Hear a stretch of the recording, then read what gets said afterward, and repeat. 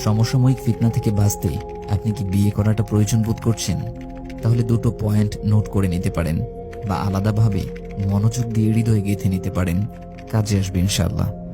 1, বিয়ে আমাদের চরিত্র রক্ষায় সহায়ক হবে যদি আমি অলরেডি আল্লাহকে ভয় করি। চরিত্রকে সংরক্ষণ করতে নিজের সাথে যদি প্রতিনিয়ত যুদ্ধ করি। আবারও বলছি, এটা শুধুমাত্র সহায়ক তাদের জন্য যাদের ঈমান আছে, সাথে আল্লাহর প্রতি সচেতনতা আছে, ভয় আছে। এই ভয় যার আছে সে কিন্তু বিয়ে করতেও ভয় পাবে, কারণ বিয়ের সাথে আছে জীবনসঙ্গীর অজস্র হক আদায়ের ব্যাপার। সেই হক বান্দার হক, আর বান্দার হক আদায়ের গাফিলতির পরিণতি অতি ভয়াবহ। আল্লাহকে যারা ভয় করে তাই তারা বিয়ের আগে পড়াশোনা করে সবকিছু জেনে নেয়, নিজের চরিত্র আখলাককে সংশোধন করার চেষ্টা করে, চিন্তা করে বুঝে নেওয়ার চেষ্টা করে সে আসলেই একটা মানুষের দায়িত্ব নেওয়ার যোগ্য কিনা, একটা মানুষের দেখাশোনা করে ভরণ পোষণ দেওয়ার পাশাপাশি তাকে আগলে রাখার মতো যথেষ্ট পৌরসত্ব কিংবা গায়রত তার আছে কিনা। তাই নিজেকে প্রশ্ন করুন, আপনি কি আল্লাহকে যথেষ্ট পরিমাণ ভয় করেন? রাতের অন্ধকারে একাকী যখন থাকেন তখন কি আল্লাহ আপনাকে দেখছেন? এই কথাটা অন্তরে নাড়া দেয়।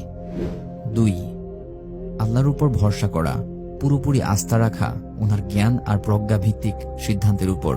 যদি বিয়ে নাও হয় সেটা নিয়ে হতাশা থাকবে না, পরম সন্তুষ্টি থাকবে। কারণ এই সময় বিয়ে না হওয়াটা কল্যাণময় বলেই তো আমার মালিক আমাকে যোগ্য করে গড়ে তুলতেই পরীক্ষা নিচ্ছেন আমার ধৈর্যের। তাহলে সবর আর সন্তুষ্টির পরীক্ষায় কি আমি ফেল করব? আর যদি বিয়ে হয়ে যায় তবু আলহামদুলিল্লাহ। নিজেকে বারবার মনে করিয়ে দিতে হবে, আমি কি আমার জীবনসঙ্গীর হক আদায় করছি? সব ফেল করছি না তো? জুলুম হচ্ছে না তো তার উপর? আল্লাহকে আরো বেশি ভয় করতে হবে অপরপক্ষের হক আদায়ের ব্যাপারে। আমার নিজের হকের ব্যাপারে ক্ষমা করার মানসিকতা থাকতে হবে। ক্ষমা করার সেই ক্ষমতা প্রয়োগ করার সুযোগ না পেলে, ক্ষমা না করলে নিজের অপরাধগুলোর জন্য আল্লাহর ক্ষমা আপনি কিভাবে আশা করবেন?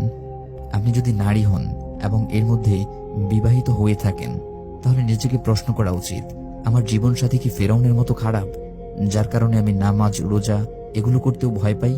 যদি ফেরাউনের মতো খারাপ হয় আর আপনার পরিত্রাণের আর কোনো রাস্তাই না থাকে, তাহলে তো আসিয়া আলাইহিস সালামের মতো এটা আপনার জন্য অপূর্ব সুযোগ জান্নাতে আল্লাহর কাছাকাছি একটা ঘর বানানোর জন্য।